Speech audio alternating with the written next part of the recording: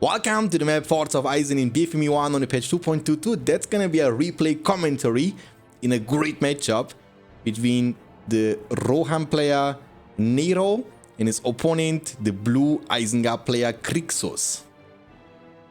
Nice. Slaughterhouse opening and another slaughterhouse here. So that's gonna be a bit more eco-based opening, but remember he will miss the wood bonus. And also Uruk Pit without a furnace. That's something you can do against Rohan, something that you shouldn't do against Gondor. Because the first push of Gondor is a bit more powerful than Rohan. Against Rohan you need a bit more spam though, because you will need to match the speed of the peasant spam. That's why you need Uruks over and over again. And also Rohan is a faction that gets to recruit the Rohirrim warriors a bit sooner than Gondor. For that reason you need to get your Uruk Pit to level 2 very fast, to just match the speed of the Rohirrim. So by the time the Rohirrim comes on the field, you will have the pikemen just in time, the perfect timing to counter them. Mary has been sent forward, dealing good damage here to the Uruks, but there comes the Warchan on 2 Uruks. It's gonna be a 2v2 situation, and even the Hobbit is gonna do nothing. The flank is coming from the top side. The Uruks are gonna get there in the slaughterhouse. Oh, but there is one more peasant coming from the other location. Now the Rohan player will get the chance to fully commit. The Hobbit is gonna get cloaked, and can Rohan take down the slaughterhouse? That's gonna be the big question. There is one entire peasant who was able to commit. Hobbit has been cloaked. That means Eisen cannot reclaim the settlement anytime soon.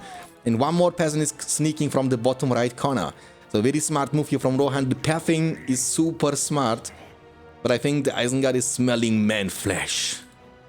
So the Berserker will be there just in time. The stable just fully built up. The first Rohirrim is on his way, and that's the advantage of going for a Uruk Pit strategy only, because this way you can get your Uruk Pits extremely fast to level 2. The Berserker should be there in time to defend this slaughterhouse. Berserker will, deal crazy damage, also splash damage, so he's able to hit multiple targets at once. You will see that here.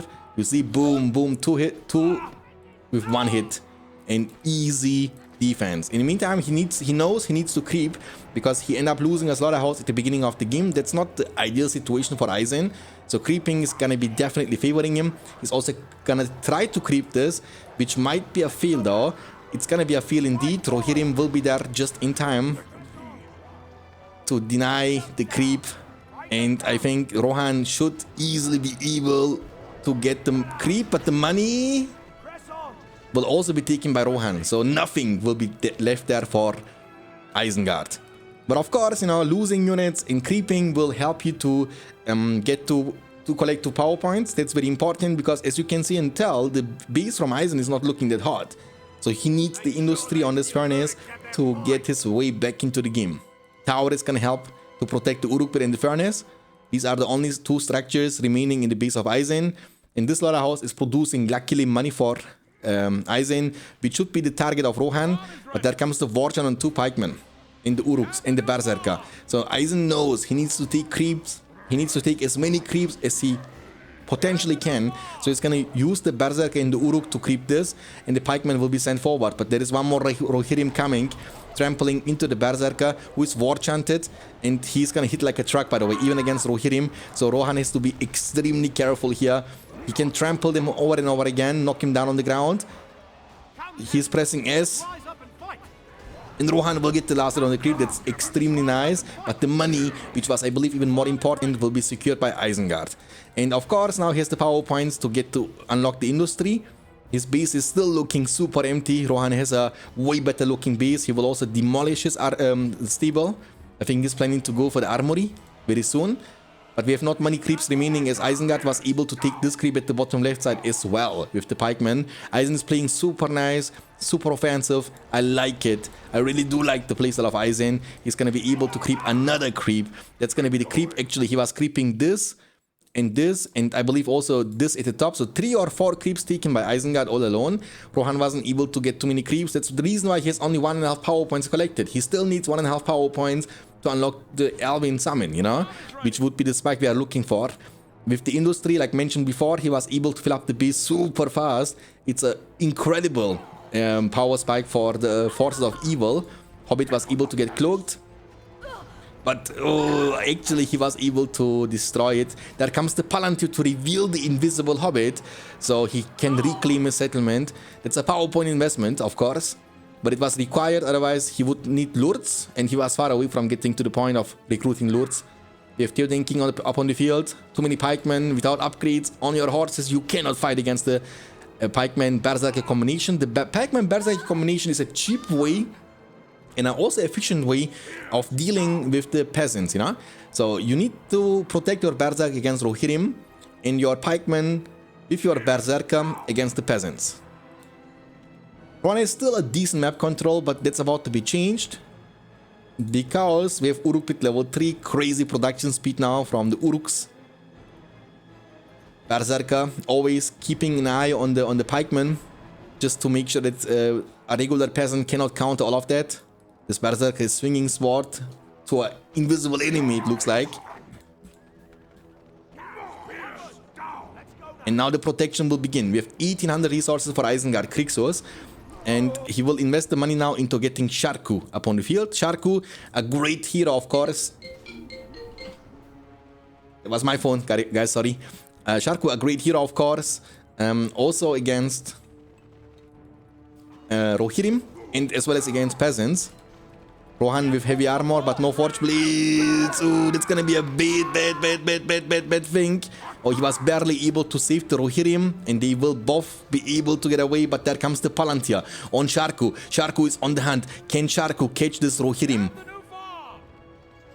Oh my god, he's gonna use heal, and the Rohirrim will be barely able to get away. If Sharku would close the distance, which he would, because of the Palantir movement speed buff, he would have been able to finish off the Rohirrim warrior. That's why the heal was required, which again will slow down Rohan even a little bit more, because usually you will skip the heal and go for the Alvin Alliance special summon, you know what I'm saying? So you need lords, and lords will be indeed recruited. Lords' mission, of course, in this game is to cripple the King of Rohan. And once crippled, you can watch on your pikeman and then just commit to Theoden. When he's mounted on his horse, he will be super vulnerable against pikeman damage and will most likely go down, and that's what he's looking for. He knows he would miss it, and that's why he cancelled the cripple. And Theoden knows there is lords. Okay, I need to kind of give up this area and go to another side of the map, Force of Isen. Also, Sharku is not dealing too bad of a damage to the farms. Of course, it will take him some time, but his damage is quite significant. 3 power points for Isengard. He has 2.2k. I'm assuming he wanna rush Saruman.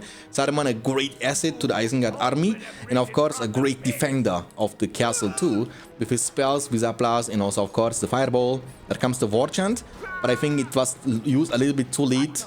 Never mind, because they are level 3, you know, they are super deadly, and war chant level 3 is just enough to win the fight, because war chant is a bit more powerful than Theoden's leadership. It only gives you 40% damage, war chant gives you 50-50. So good map control for Isen. Usually that won't happen against Rohan that easily, without wargs at least, because he doesn't even have warg riders. He's just getting the map control with the Berserker and pikeman combination. Super nice play. And Sharku will be there just in time. You don't need warg riders if you have the captain and the chief of the warg riders, and that's Sharku. Whenever he will see peasants, he will rotate to the spot and trample the peasants, get even more experience. By the way, my warg is hungry, you know, that's like a huge, and when I say huge, it's huge power spike for Sharku that will turn him into Lords ×2. Like, he will hit extremely hard. And he's overall a very tanky hero as well, against everything beside, you know, heroes and pikemen. And Saruman is going to be recruited next.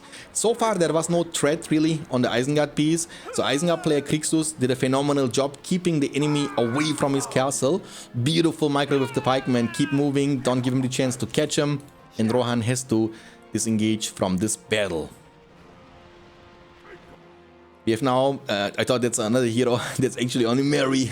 And Aragorn, oh, that's what I was looking for. Aragorn has been recruited. He has 2 power points. The 2 power points will be invested into the Jedi Sword, the Anduril, the Flame of the West.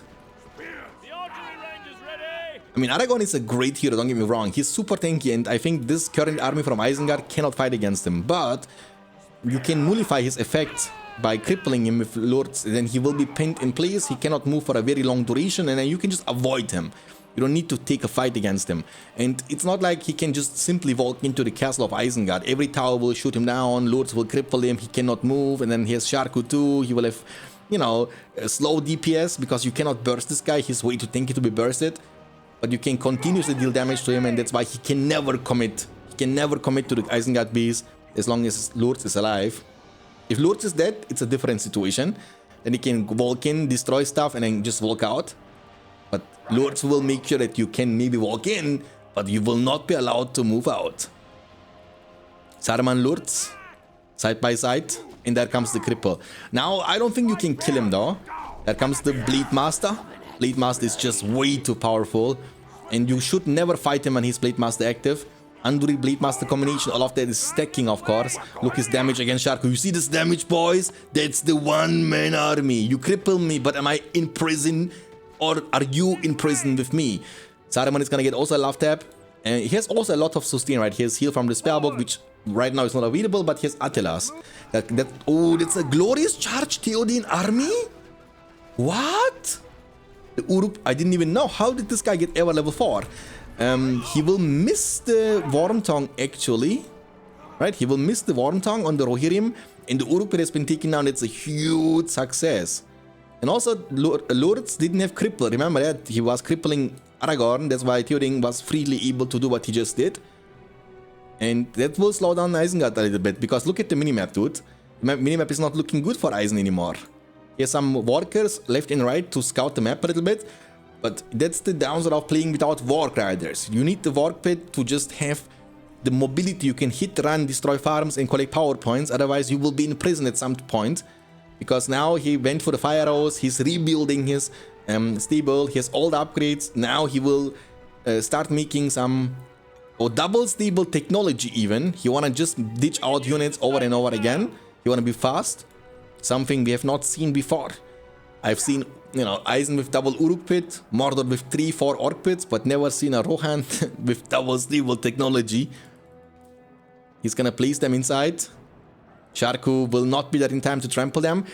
Isengard will lose map, but with the hero Saruman and Lords, he should have what it takes to defend himself. That's a huge... Oh, that's bad, bro.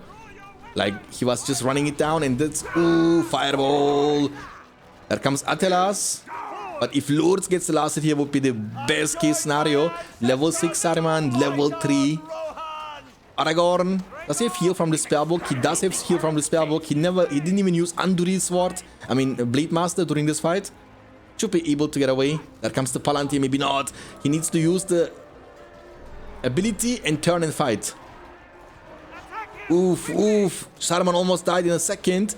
Does he have heal? No, he doesn't have heal anymore. Send them to their graves. To positions.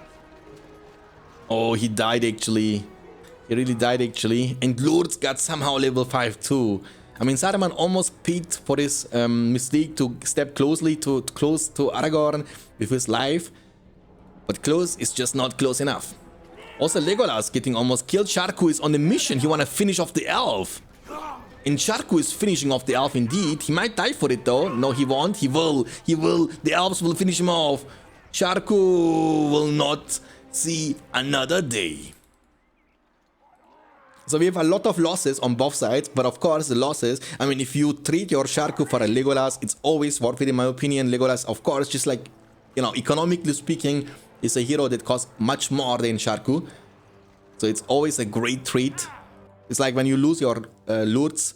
I mean, you can lose any hero you want when you kill Gandalf, for example. Like, Gandalf is the most valuable hero in the game. If you lose your Witch King to kill Gandalf, it's also fine, you know? Now we have Warg Riders. It's gonna be a different situation. The map is gonna look more and more blue now, not anymore yellow. He will revive his Theoden, and also Aragorn will be revived very soon. The elves will split up a little bit, knowing that the wizard is looking for a blast potential. He's gonna get a little bit hurt. Oof, my mouse going crazy. But the elves will just feed power points now. We have 7 power points on top of the freezing rain. So Isengard has definitely the power point advantage over his opponent. And Isengard is potentially the strongest faction when it comes to the all-out fights. With the current leadership he has, Saruman has leadership, Lord has leadership, and Warchant, he will most likely win almost every single battle. Talking about the winning battles, Warg Riders were able to destroy the outpost at the bottom left side.